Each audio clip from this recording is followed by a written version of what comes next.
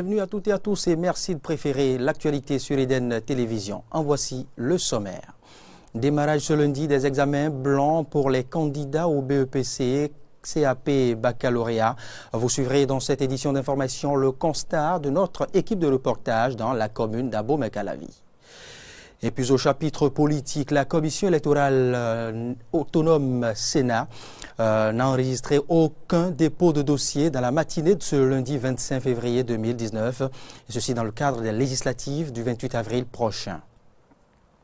Hors de nos frontières, les Nigérians sont dans l'attente des résultats de la présidentielle qui a opposé le président sortant Muhammadu Buhari à l'opposant Atiku Abubakar. Les précisions dans un instant.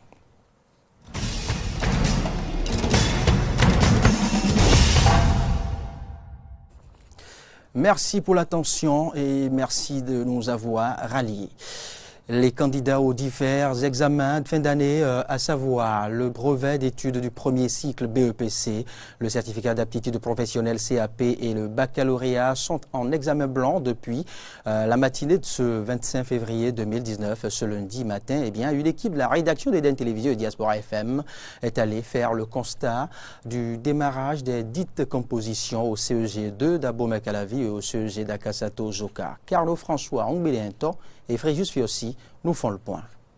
En parallèle à leur formule classique de cours de soutien, certains organismes de soutien scolaire offrent la possibilité aux apprenants de passer des examens blancs pour se préparer à des étapes importantes comme le brevet d'études du premier cycle BEPC, le certificat d'aptitude professionnelle CAP et le baccalauréat. C'est le cas de cet examen blanc qui a démarré ce lundi 25 février 2019, une initiative de l'ONG Afrique Techno.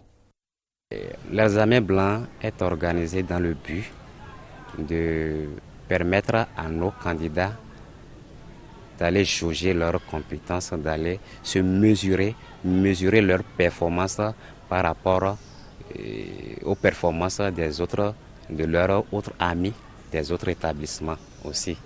Ça leur permet de se préparer en conséquence afin de pouvoir bien affronter l'examen national. Bien affronter les examens nationaux suppose que les candidats doivent composer dans les conditions adéquates respectant les dispositions pratiques de composition d'un examen national. Une réalité qui n'a pas manqué à l'organisation et au déroulement de l'examen blanc dans les centres de CEG2 Abomey-Calavi et celui du CEG Akasato.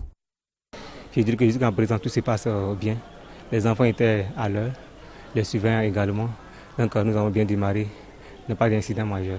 Tout se passe bien. Depuis le matin, très tôt le matin, les candidats étaient déjà là depuis 6 heures.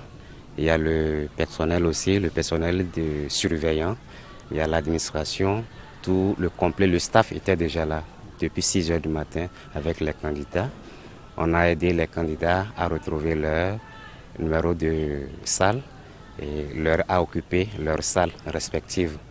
Et à 8h00, quand l'heure a sonné, nous avons lancé les épreuves. Convaincu qu'un examen se prépare quotidiennement, il a été rappelé aux apprenants la nécessité d'être au contact de leur cahier de cours.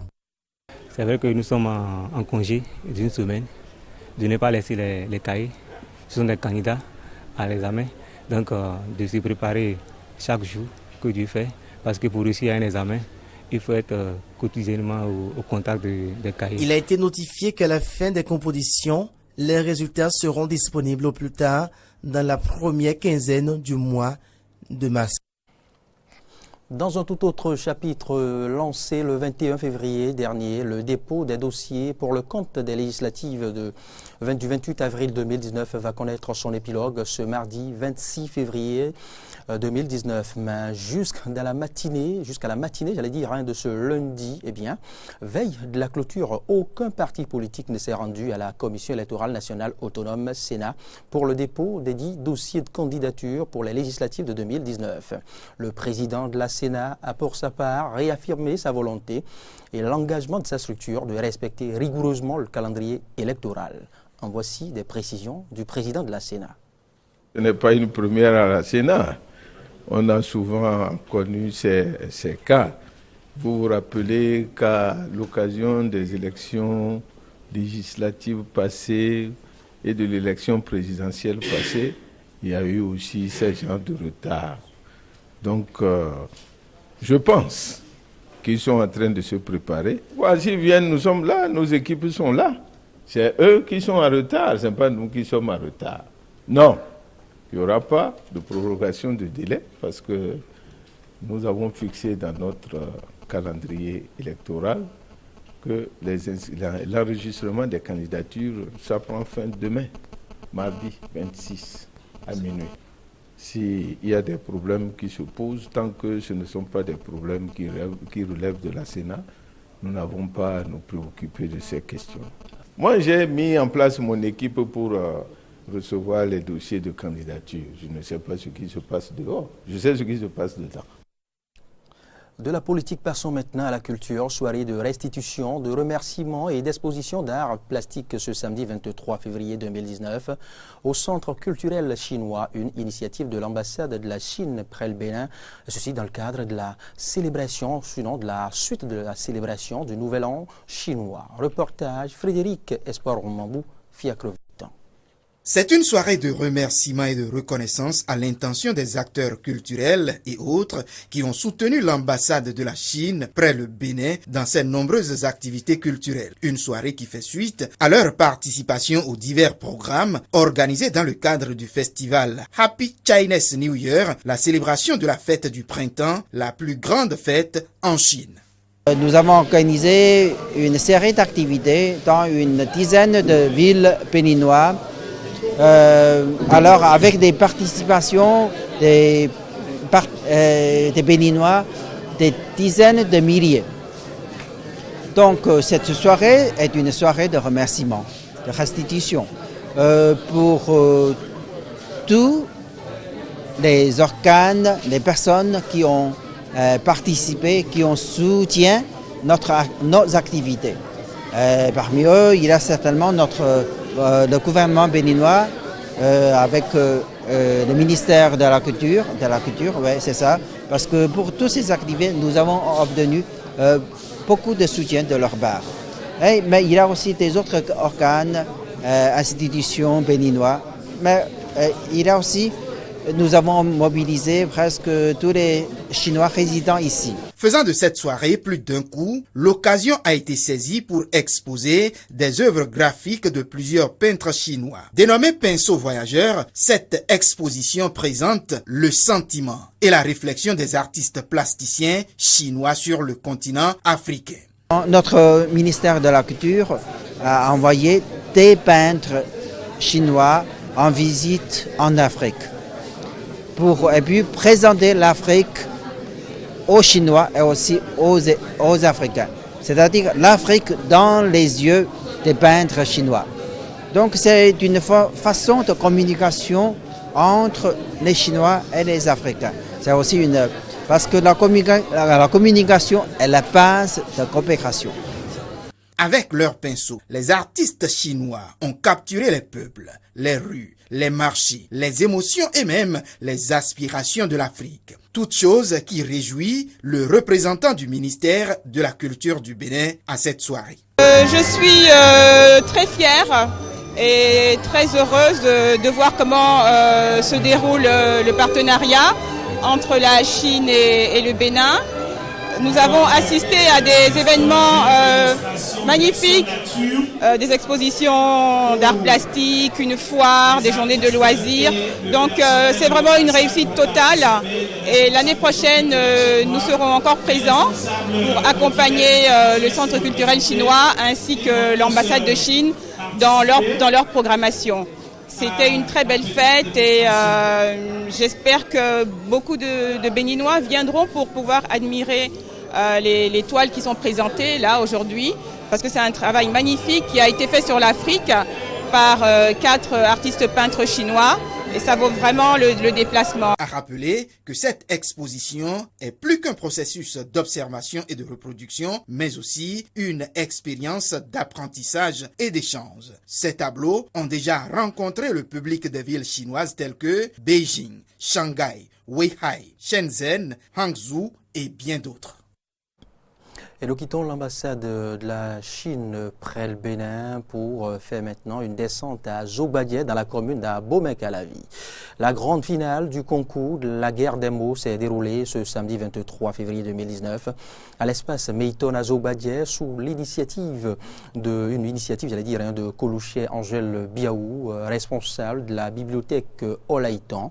La guerre des mots est une compétition qui a réuni 56 candidats finalistes venus de différents collèges et écoles de la commune d'Abomey-Calavi. Le point de cet événement nous est fait ici par Samson Oké et Damien Pedro.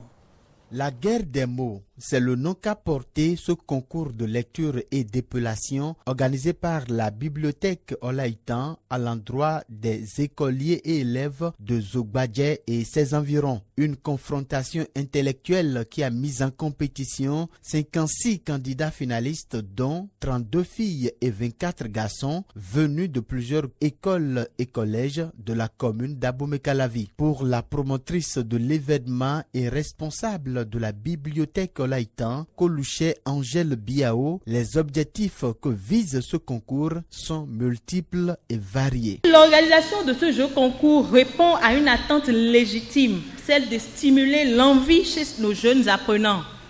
Et je sais que cette envie est déjà stimulée. Je vois la ferveur. Et ce matin, j'ai senti cela. Alors, ce concours, c'est de pouvoir développer l'amour de la recherche et par conséquent le goût des études.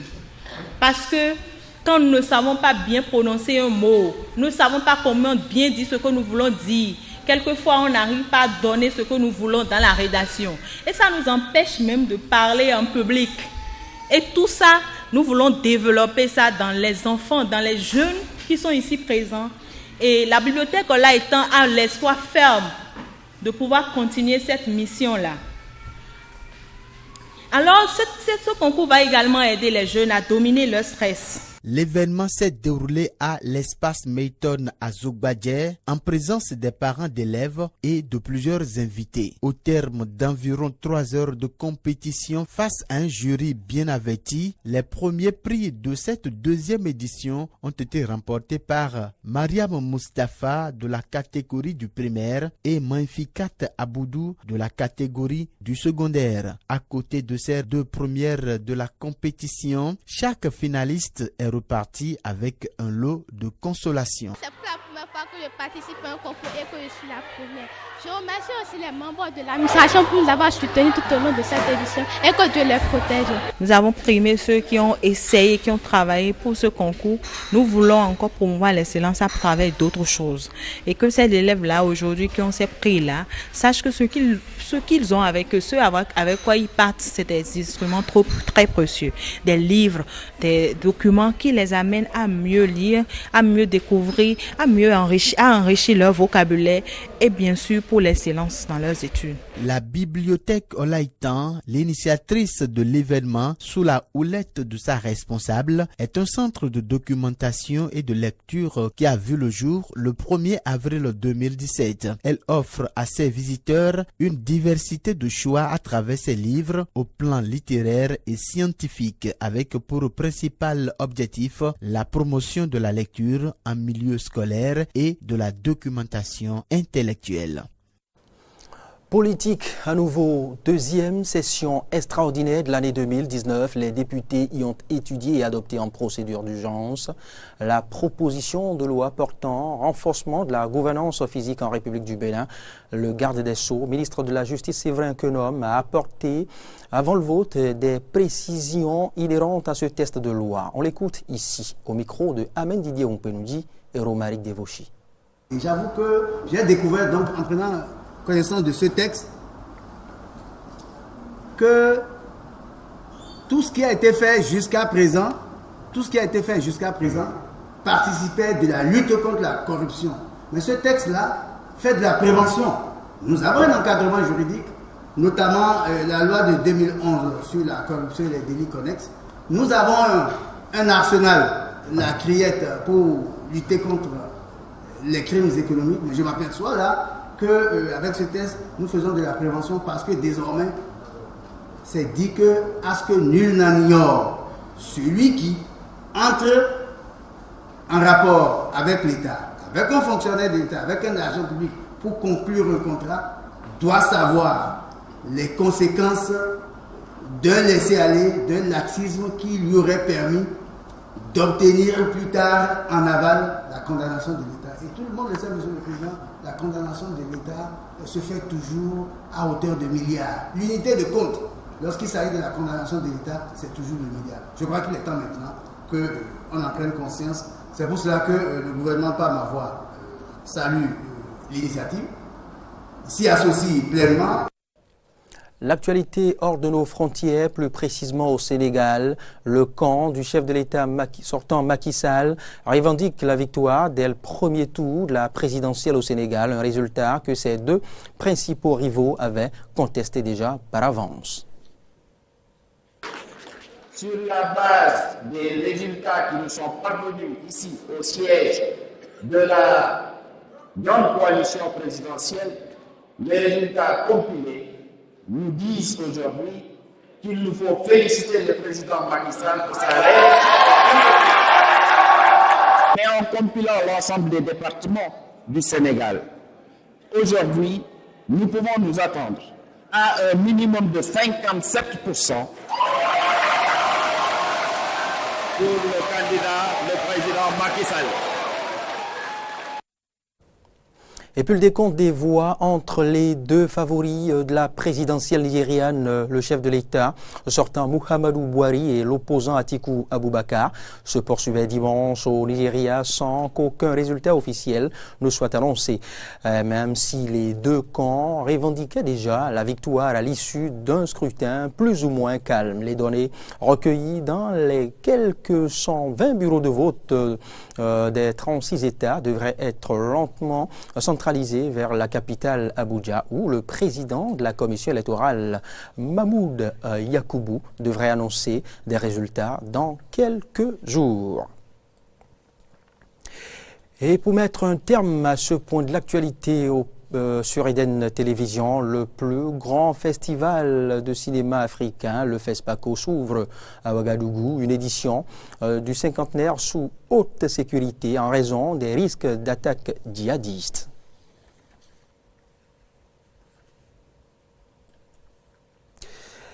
Je vous annonçais déjà la fin. Maintenant, on va devoir vous proposer un tout dernier élément. Une nouvelle association de supporters mise sur les fonds baptismaux depuis ce samedi. Il s'agit de l'Union pour le sport, USAS, une union de supporters qui entend défendre toutes les disciplines sportives aidant sur toute l'étendue du territoire national. Nous avons recueilli pour vous, les avis, sinon impressions des initiateurs de cette association que je vous invite ici à suivre. L'Union des supporters d'Akpakpa pour le sport, USAS, est pensée, repensée et portée par un comité préparatoire dont les membres ont travaillé d'arrache-pied, de jour comme de nuit, sous la pluie ou le chaud soleil, pour en faire aujourd'hui une réalité. Il est très important de savoir qu'on a des gens derrière soi ou dans les travées qui non seulement vous regardent, mais surtout vous soutiennent dans les bons et mauvais moments. C'est cela l'objectif de l'Union des supporters d'Akpakpa pour le sport, USAS.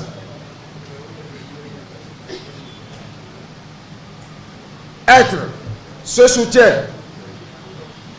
de force, la force extérieure ou le rempart pour les compétiteurs en action. D'aucuns diront encore une association de plus. Opinion légitime. Mais vous convenez avec nous que nos stades manquent toujours d'animation, de bonne animation lors des grands rendez-vous. Que prend fin ce point de l'actualité sur Eden Télévision. Merci de l'avoir suivi. Et retrouvez-moi demain déjà à 9h sur Matin d'Éden.